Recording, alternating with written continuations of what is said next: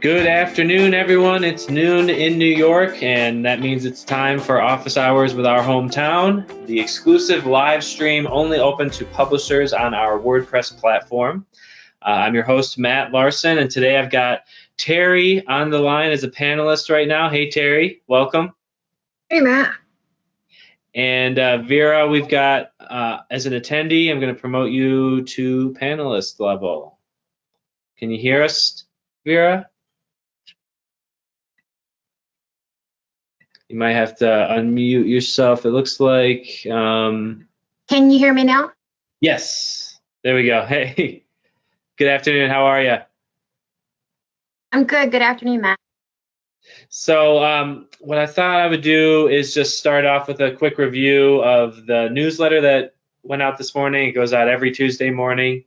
And we wanted to focus this week on the reminder for holidays, specifically Thanksgiving rescheduling, right, Terry? So when do we need to know this by the rescheduling? By the end of the week, I'd say. Okay, the end of this week. All right, great. So a couple days to get that into us. Just reply to ops. Let us know if any of the following are true. You're going to publish early, late, won't publish at all. I think we've already seen quite a few of those roll in after this email went out today, right? I think I saw. Yep, we got quite a few already. That's awesome. That's great. Okay, good, perfect. Okay, thank you all for responding to that.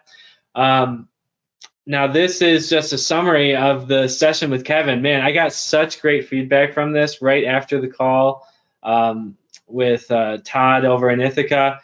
Heard from a lot of publishers since, but just check it out. We wrote a whole blog post.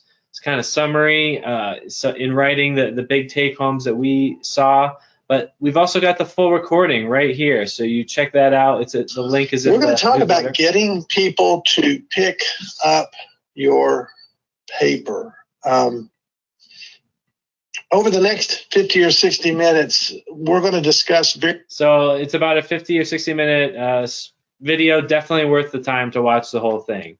But if you don't have the time, we've got this brief summary, some take homes, some take home points, I think.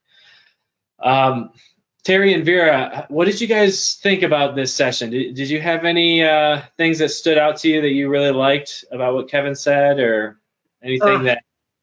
Kevin is, he's always awesome. He's so energizing and. Yeah, he's a very smart guy and very energizing, very entertaining to listen to. But he asks the questions that most everybody wants to ask, but they don't know how to formulate it, or maybe they haven't, really figured out how to organize that in their head. But generally, it's always those questions that people want to ask, and sometimes they didn't even know they wanted to ask. But I think the thing that stood out for me the most was the focus groups, number one, and then the type of content that attracts reader attention over all the demographics. Those were the two things that I took away. They were really, really I felt the exact same way. Yeah, when he said that this is the big idea for the session, he was right. And I just really took detailed notes on that part. And this is it right here. I mean, this is kind of the breakdown. Older readers, they've also got info on millennials. The colors, that was fascinating. Yes, outdated font types to avoid, the color trends. Yeah, I mean, now that you've seen this presentation, look around and see if you notice this pattern. And you did, Terry, right on the presentation, which was funny. But I would say this is, where did he say this information comes from again? That was the one thing I wasn't quite sure on that detail. Is this just like some research firm, like a marketing, advertising agency?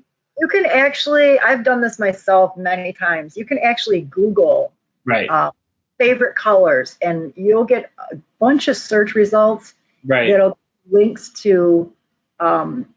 You can sort it down. Favorite colors by age group, most disliked colors by age group. So it also gives you colors to avoid. So that's a lot of fun. Very interesting. You'll notice too that on even on our websites or on Google themselves, once in a while the colors will change just slightly. Yes. We had one change that went from like a maroon to this really pretty calm light blue. Right. And Jack and I were both like, did your colors change? Yeah, did yours? You know, we know right off, but it has a very calming effect. For sure. Yeah, I love this idea. We were actually talking about this. Like, what if we could automate that so that colors change in a certain way based on the trends of the most popular colors or based on the season, the holidays. If we could just change the colors on like the section headings or something. It's just something very subtle like that. I love that idea. You know, like if you go to the Google homepage, then this is changing all the time and it always gets attention when it changes, right? So that's a really some things never change. Like red is always seen as a warning and black is always kind of macabre. But one of the new trends is grays and blues, like so that you're going to have a hue of black, but it's more calming, I guess is the word. Right. Well, the most popular color of 2020 apparently is this classic blue. Yep. And then this living coral really contrasts with it very nicely. I like it a lot, actually. Color is a great way to get people to your site, you know, or to keep them on your site. Right, exactly. Okay, hold on a second. My screen, I don't really like that bar at the bottom, but that's all right. Okay, so now that was the discussion, and we're going to be having more of these with Kevin. I'm not sure exactly when the next one's going to be, but this is going to be part of a growing series of guest speakers where we have experts like the newspaper guru Kevin Slim come on and talk to just us. So, you know, this is a private webinar with just our hometown customers, and we're happy to provide this as a service as part of what we do for you guys. So please take advantage of it, and definitely take advantage of the live environment if you can. So next time you see one of these announcements, please try to sign up and stop by if you can, even for only part of it, just to get your questions in. Right, and if people sign up, then automatically, even if they can't attend, they'll automatically receive that follow-up email with a link to this right here, basically. Exactly like, right. We always try to get it out there. To us, it just makes sense. You know, the information, it's so easy to record these days, you know, presentations. It's not like you got to set up any equipment. So we might as well just record it. This is a philosophy that we believe in, and, you know, we hope the newspapers adopt this type of thing. But the live environment, you really can't capture that, and that's you know, the exclusive part, because this video is out there. It's filling a big gap, too, I think, that publishers are now feeling with missing conferences over the summertime, you know, that once a year type thing where they could get together with other publishers and kind of pick brains. So it's filling the gap a little bit. Yeah, it does somewhat. Yeah, it fills the gap when we have, I think, more of a panel group on. But even, just to hear these ideas and be able to interact with the presenter is, that's definitely replicated very well in the webinar environment as far as the live. And it's interesting. I'm talking to, you know, actually, we're already talking to the NNA about their conference next year. They're trying to get it back in person again. And, you know, I'm thinking, we should just have a year-long webinar, but they really want to do the in-person thing. But what I want to try to introduce them to is like this idea of like a hybrid conference. So what if we could have like Kevin dial in, and we can put him up on a big screen, you know, and have him talk right to the audience there at the conference.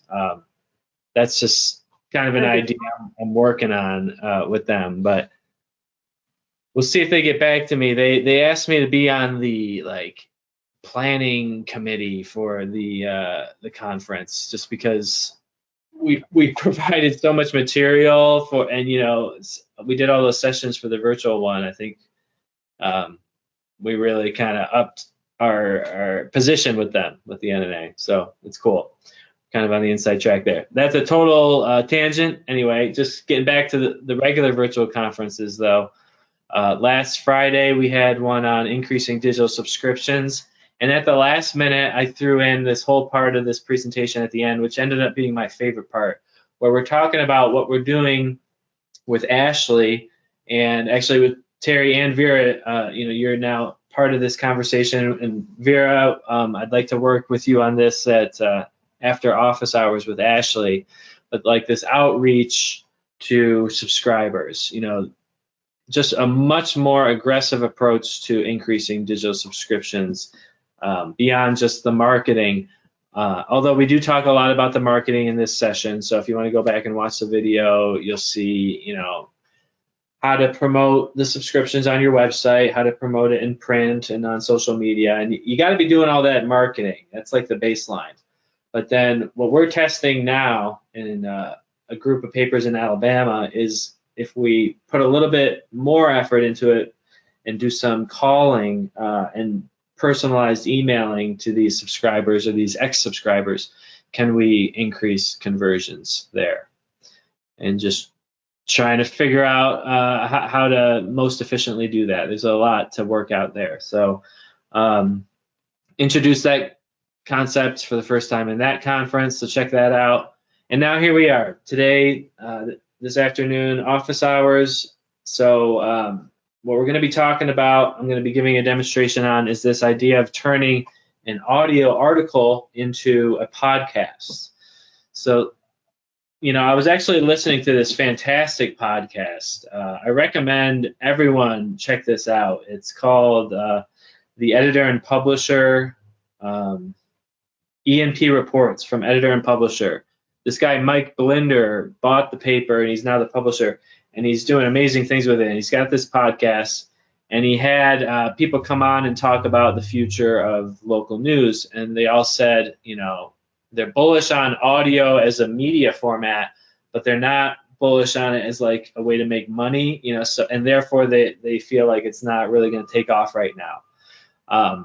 And that's because it's too costly to produce. That's the bottom line. It's just to sit there and record a podcast takes an hour to record it, and then you've got to spend the time editing. So to manually create a podcast probably is not a good play for local newspapers right now.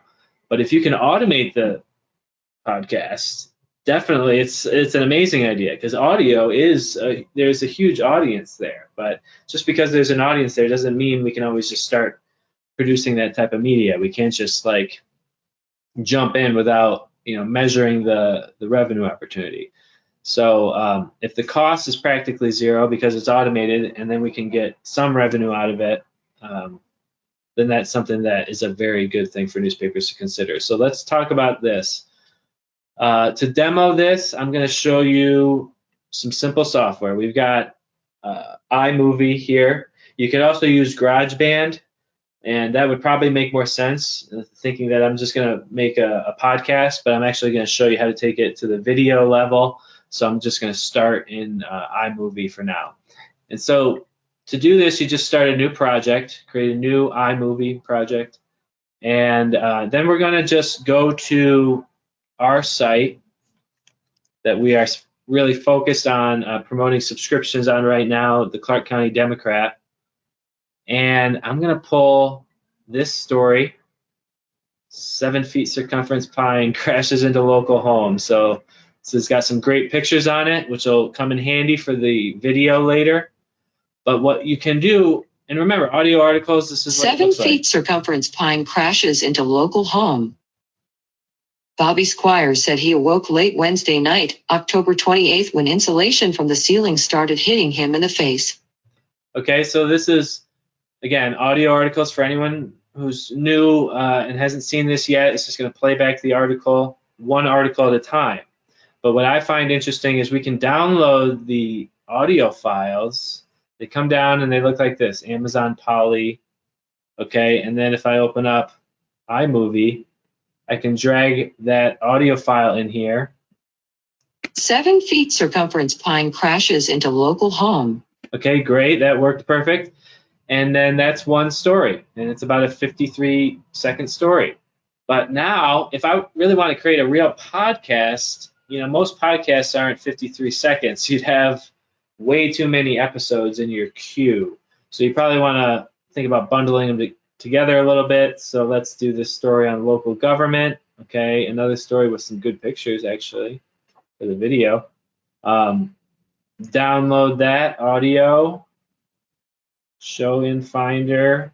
Okay, there it is. Again, it comes down in your downloads like that. All right, and then I'm going to drag that into iMovie. And iMovie is all drag and drop. It's super easy to use and learn. And now, watch this. I can put a little space between them maybe.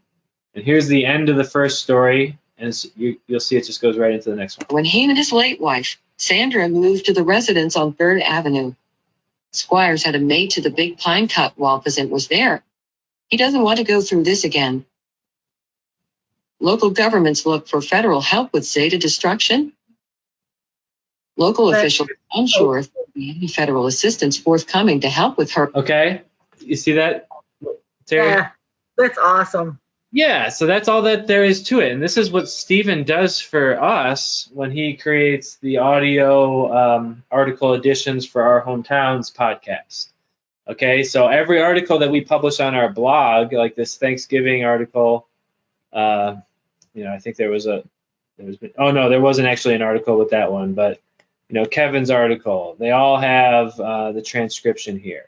And so he comes in here, downloads it, and the last week's worth of blog posts, he'll download every article, and I like to say stitch them together into one audio edition. Okay, and so now we've got a much longer story. The second story is almost 5 minutes long. So that's a nice podcast. That's a nice quick update podcast.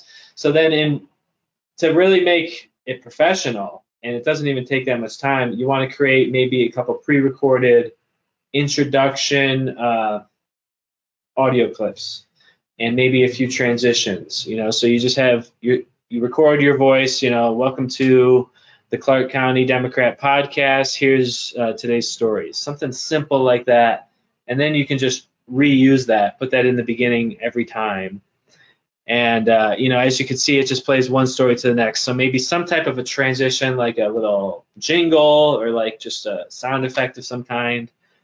Stephen does like this swoosh noise, because I think in the video that he produces, there's like, a globe like kind of swirling by. It's like a, kind of like a news update animation. So that's how you can create a podcast. And so then the last step, once you have it all in iMovie or GarageBand or whatever it is to just export as the audio format that you need. So for iMovie, you can export either the movie if you have images, but we don't have any images on this one. So we're just going to do audio. So you go share, file, and then just choose your format, audio only. You could do audio and video, but I'm going to do audio only. And you can choose from anything. MP3 is usually going to work for any type of podcasting service that you're going to want to upload this to. Okay, and you can obviously make it a lot longer than that. If you took all your stories, it could probably be a good 30 or 40-minute podcast each week. That's a lot of content. And so what my strategy is probably going to be with this is to use, I would like to launch a podcast and use it to promote just subscriptions. I mean, I don't really see, Jim being interested in selling ads on the podcast, and I'm not going to sell ads to, his local customers. So I think we're going to just promote subscriptions, and just use that as another method. And, there's all kinds of things to consider. Like, do you want to only publish part of the article in the podcast form? Because we don't want to just give it away somewhere. But I think as a marketing tool, like, there's probably tools where you could, have it just be live on the podcast, the full version for a week, and then it has like an abbreviated version. But I don't know. You can get really creative with this type of thing, as you can see. Like, I could easily cut this second story down to like almost a teaser level, and then just You know what? That would be the transition. That's the transition message between stories. Hear the whole or see the whole story and listen to the whole story on ClarkCountyDemocrat.com. You know, so we have the full audio article on the site, but then teasers in the podcast. I like that because then the podcast. That was going to be my question: is can you cut them off and plug something in like that? That's perfect. For sure. Yep, it's very simple. You just come in and listen. Efforts, but they sure hope there will be. Let's say that's all that I wanted to give. Then I just take Command B to slice it, delete that, and then I go to my next story, you know, and download that. But I would have to keep dropping in that transition clip. But, you know, that's easy. You just have that saved somewhere as a template on your desktop. So now how does this appear on the site, Matt? The podcast, right? Well, there's a couple ways. The Acorn has a podcast that they embed. Not everyone really features the podcast on their site, which I think they all should do something like this. So Buzzsprout is like pretty much the gold standard as far as I can see with podcasting. Everyone I know uses it, and we use it. It has this embed function, so you've got the most recent stories. So you could come in here and listen to the audio articles on the website on each individual story, or you could listen to it back to back. I would say the biggest value, I don't know, maybe not, because there's a lot of value to just having it on the website and being able to hit play once and listen to it.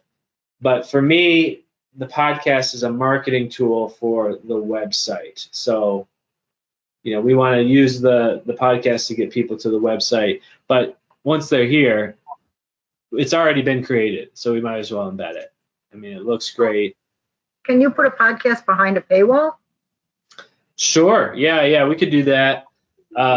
This embed code, I haven't seen that done, but that's a good point. But the thing is, what I think the model that I'm seeing, it wouldn't need to be behind the paywall, because I'm just going to have basically a teaser podcast.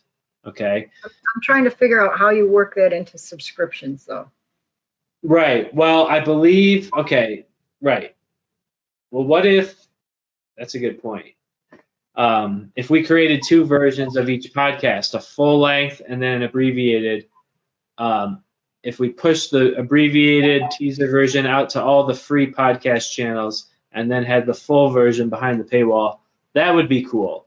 And I think that would make a lot of sense. It's basically the same model that we have for text, but it's just in the audio format. Right, yeah. And I know that the podcast channels, they have subscription options, I'm pretty sure, that you could even sell subscriptions through Apple Podcasts, like this app. That's something to look into. That's a very good point. Like, could this actually be a subscription, a new separate subscription revenue stream? That's actually really funny that you asked that.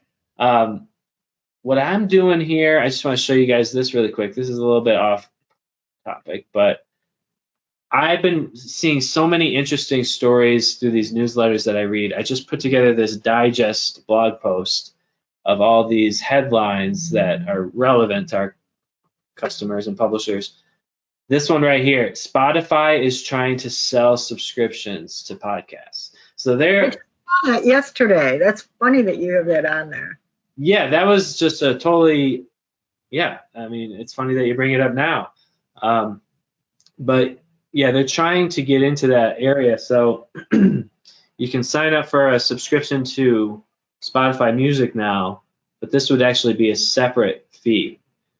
And so then they're going to figure out a way to help publishers monetize podcasts. It's pretty cool. You know, if they could be the platform to do it, you know, more power to them. We should use them. But what we can do as a service to publishers is to help them get the media quickly, efficiently. Eventually, I want to completely automate this process, you know, because you can imagine it'd be pretty simple. I mean, I just showed you in a few steps how you can stitch together something. We could program, the website to do that. So the first step for publishers is to sign up for audio articles. That's the first step. You got it. And now's the time to try it, guys. So yes, this is the month, right? And we've had a lot of people sign up for the free trial during the whole month of November. If you sign up at any point in November, you get 30 days to try it from that point. So, we're being very generous there. Even if you sign up on the last day, we're going to allow that. And then hopefully you'll decide to keep it. It's just $75 a month for the premium version, $40 for the standard. And I think it's definitely worth trying. It doesn't hurt to try. It's no problem for us to turn it on and turn it off if you don't want it later. One more question. Yep. For advertisers, how we have you have the option to place the ad at the beginning of the article. Right. Will it be included in the podcast if we do it like this?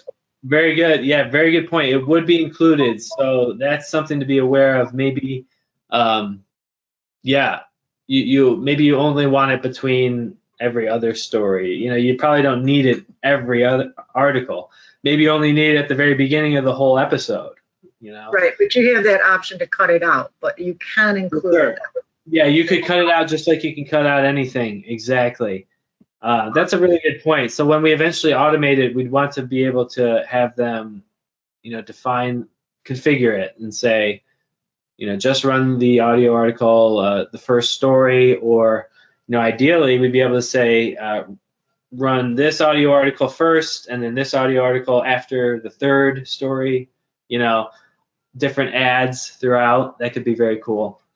But for now, what I really want to see is that there's interest in this medium. I just want to have proof of that.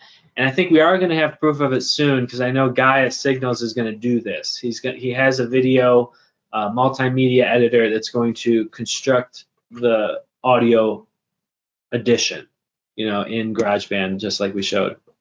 Actually, he's probably going to create movies. I talked to him about that idea. So he's going to do it manually. And then if he gets a lot of traffic there and we see that there's interest, then maybe we'll look at developing some more software to make it easier. Okay. Cool. Yeah, great questions. Any other questions on this process? I do have one other thing to show you on this, but do you have any questions on just the audio part? I do. If Sure. you are using Mac, GarageBand is great, but what if you're using PC? Yeah, I'm not as familiar with PC software, so I'd have to look into that. Maybe what we can do is find some recommendations from, we'll just Google some stuff and include it in a blog post on this. That's a good question. Is there a cost to use iMovie or GarageBand or anything like that? That's the real question. It's like there's always going to be a solution. I can tell you a great solution is Adobe products, but they're not free. iMovie and GarageBand are both free, and I'm sure there's PC versions that are free, like basic audio editing probably comes with the PC. But if not, you could like download MyMedia or Media Library?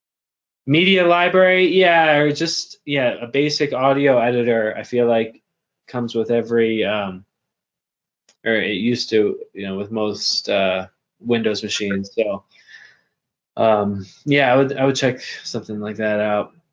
That's a good point, though. I mean, publishers, it might appeal to publishers more if there's not an extra cost on top of, using articles. Just if you have that medium to use for free, that'd be awesome. For sure. Yep. If you have, you can even do it on your phone, honestly. If you don't have a Mac, but you have an iPhone, I'm pretty sure you could do everything on iMovie there too, because you could just download the audio files, and it's really easy to edit stuff on that app. But actually, I think it's like a $5 app, so minimal investment. Any other questions on that?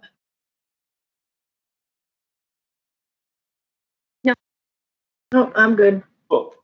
Awesome. All right, let me show you one other thing that I was playing around with this morning just to get your feedback on. It's another project. I don't need to really save that. whatever, we'll save it as 12.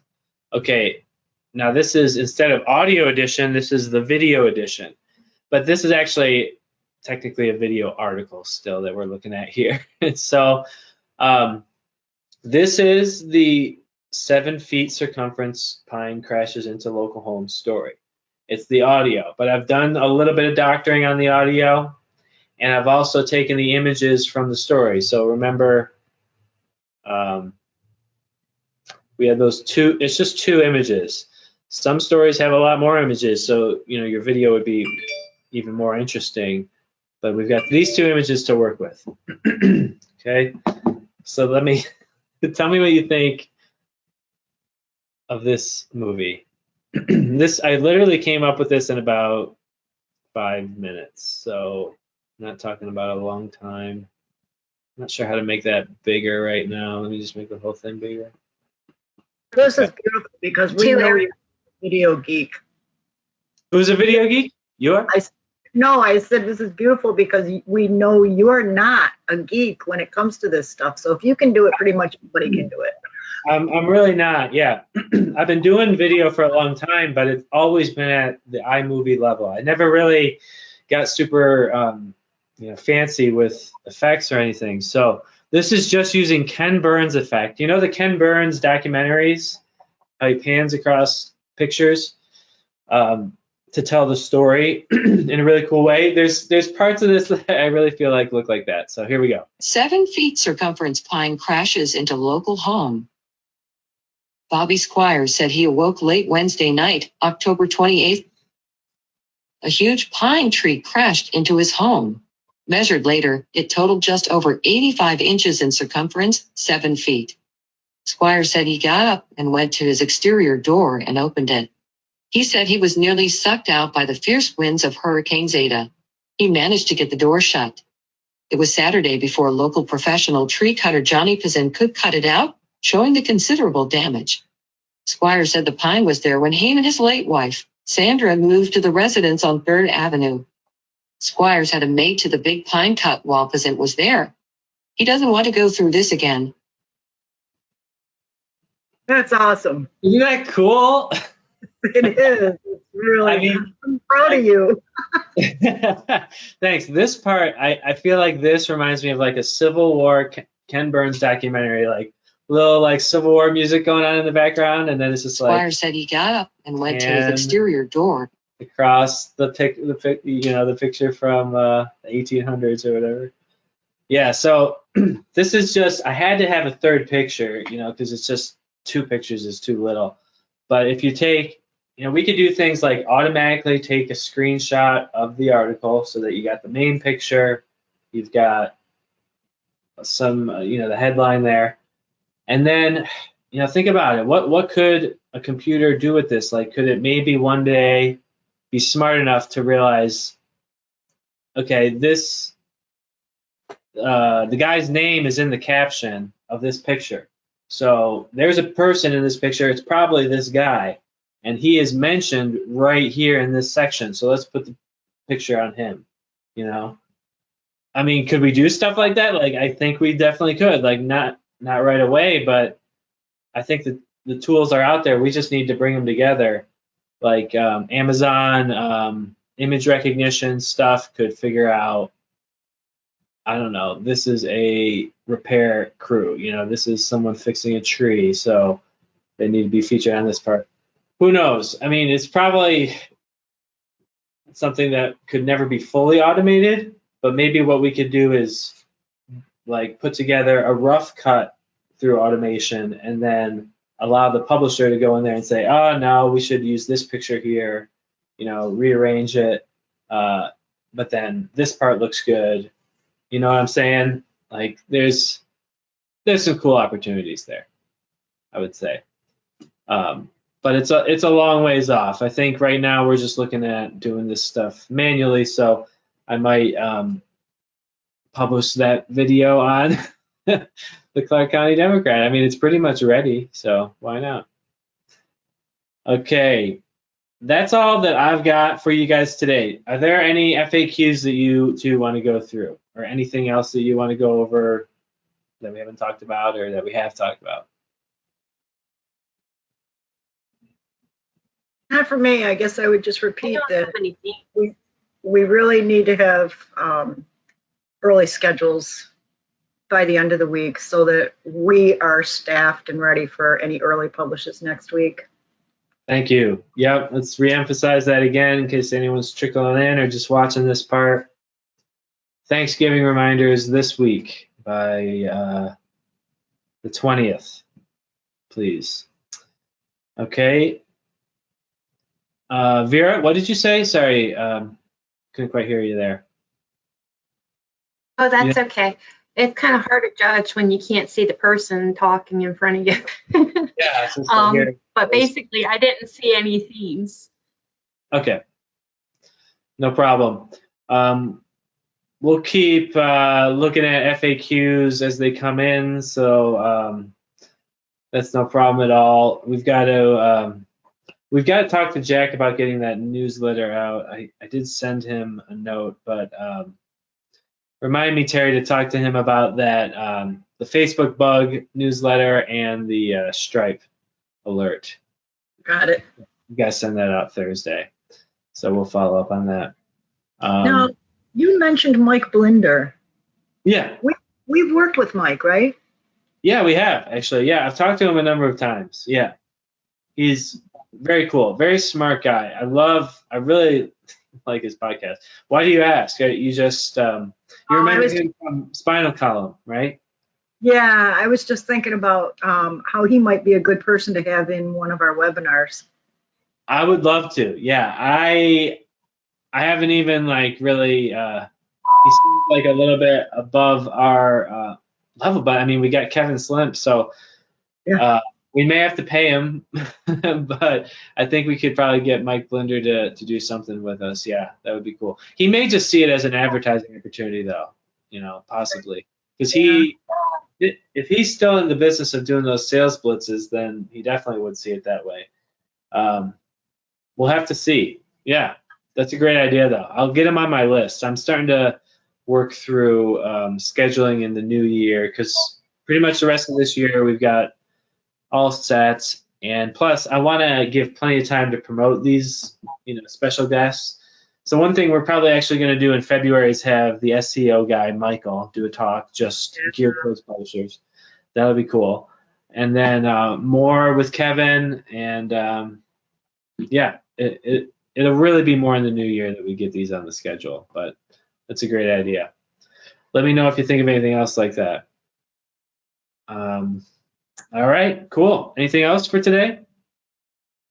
No, I'm good. Cool. Me too. All right, cool. Well, thanks for the feedback, both of you. I really appreciate it on that video thing, and we'll talk to you all later this week. Thank you. Hi, Matt. Thanks, Matt. Thanks, Terry. See you later. Bye.